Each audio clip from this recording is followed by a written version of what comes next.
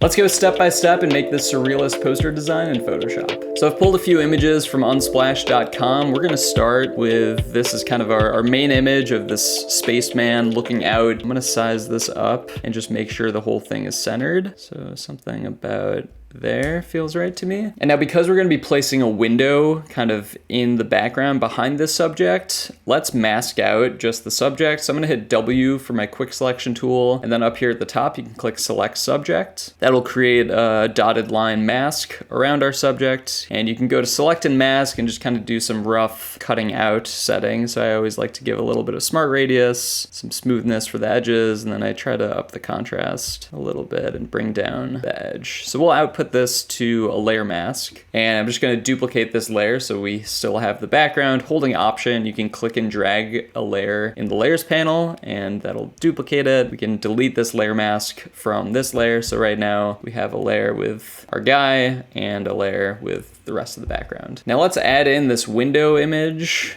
Again, this is from unsplash.com. I'm gonna size this down, maybe somewhere about here feels right to me. And you can see because we masked out our subject, he is going in front of the window. We can just hide that layer for now and focus on cutting out this image here. Because we're cutting out something that's perfectly rectangular, we could just take our rectangular marquee tool, M is a shortcut, and just draw out a dotted line box, and then we can click our mask icon down in the bottom right to mask out that window, and we can clean up the edges a little bit. If you just want to take like a soft brush, B for your brush tool, we can paint on in black. So painting on a mask in black will hide that layer, and I'm gonna shift the hardness down to 0 and bring the size down to, I'm just gonna go along this edge. And if you click once while you have the brush and then hold shift and click again, it'll draw a straight line from point A to point B. So I'm gonna click once down here and then hold shift and click up here, just softening that edge. And I'm gonna do this all the way around this window, just to give it a nice soft edge. We're also gonna wanna mask out the individual window panes here. So let's put this window in a new folder, call it window. And I'm gonna do this with the pen tool. Hit P, shortcut for the pen tool, and then we can just click points to create these shapes that are exactly fitting these windows. That's our first shape. We'll make a new layer, do it again over here. Doesn't have to be perfect, but you do want the underlying image completely covered. Make a new layer again. We'll go up here to the top right. And because we're doing this with the pen tool, we can always adjust these shapes later if we had like too rough of a selection. So we can look back and see there's like a little sliver showing of that background in this first one. So if you hit A for your direct selection tool and then click on a point in the shape, you can move that point around with the arrow keys or clicking and dragging. You can see this one. Maybe we move that over a little bit, but that feels pretty good for the mask. So now I'm gonna hold Command and Shift and click on each of these layer thumbnail images. And that's gonna create dotted line boxes around all of these. So now that we have that, we can hide these shapes. Let's make a new folder and click our mask icon with this dotted line selection. So now anything we put in this folder is going to be masked out from these shapes. Now we can drop in this planet image, make sure it's going inside the group we just created with that mask. And you can see, I'm actually going to rotate this because it's a horizontal image, but there's a vertical window. Let's rotate it and just size it like so. Command T, by the way, is a shortcut for transform. I just want to keep this centered. And we can adjust this as needed. If we bring back our subject, we probably want to move this window up just so we can get a full feel of the planet and what is in the window. A couple more effects we could do to this window. You can see in this image, the light source is coming from like off the screen to the right. You can just see because the side of the subject is lit up, and same with the side of the rock, whereas it's darker over there. So we can do a similar lighting treatment to this window. We've got this folder that is containing our full window. I'm gonna drop on an adjustment layer, a curves adjustment layer, and clip it so it's only affecting the window. Holding Option, you can hover in the space between layers and click.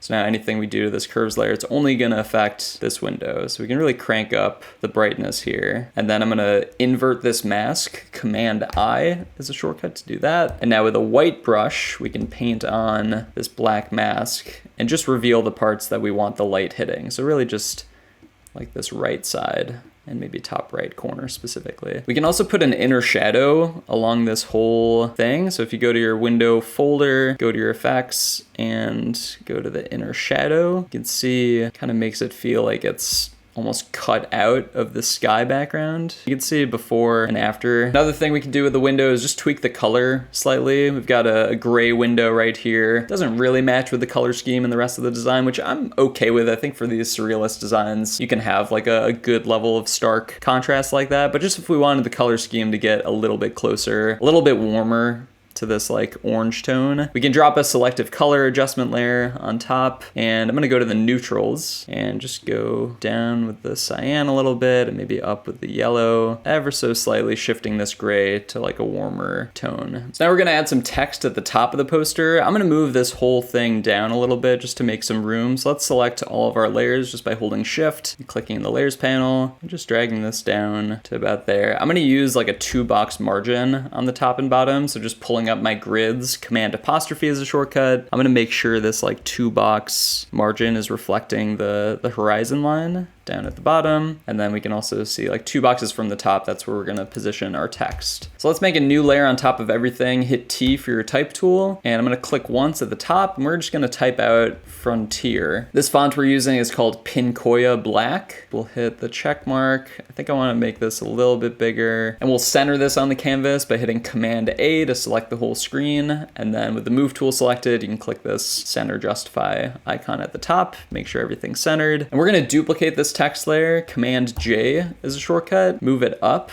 and we'll type out new. We'll do that with a capital A, capital N. And for this font, I'm gonna use, it's called Memoriam Pro Headline Regular. We'll hit the check mark, and I'm gonna bring this down a good amount. So just going back my fonts, maybe a size 70 or so. And we're gonna slot this in kind of overlapping with our main text. So to see how that's gonna look, let's add a stroke. Go into your effects, add a stroke, and this color is fine. 12 pixels is good. And we can just see like where it's gonna interact. Again, you can hit Command A and recenter. Now to make this stroke be cut out of the Frontier word, I'm going to duplicate this layer and convert it for smart filters, making it a smart object. And so now we have this whole layer able to be selected. So if you hold Command and click on this thumbnail, it'll select the whole thing, including this stroke. And now with the Frontier layer selected, you can hold Option and click this mask icon. That's basically gonna cut out whatever we have selected from this Frontier text. So holding Option and clicking, and now if we hide this layer, you can see it's taken that stroke out of the word Frontier. And now when we add back the text and we can take off the stroke,